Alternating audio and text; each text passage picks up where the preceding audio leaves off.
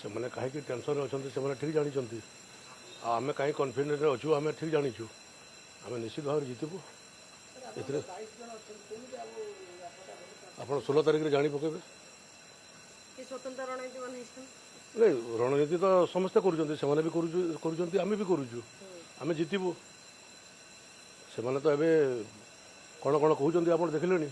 ସେମାନେ କହୁଛନ୍ତି ଆପଣ ବେପାର କରିବେ। ହାରିବା ଲୋକ ସବୁବେଳେ କଥା କୁହେ।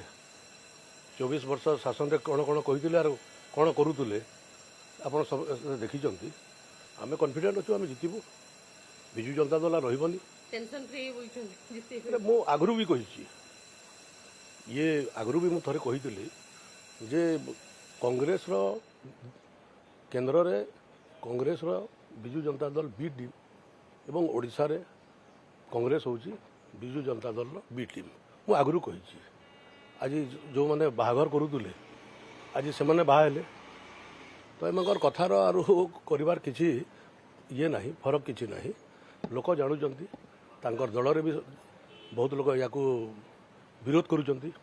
ଆପଣ 16 ତାରିଖରେ ଦେଖିଦେବେ।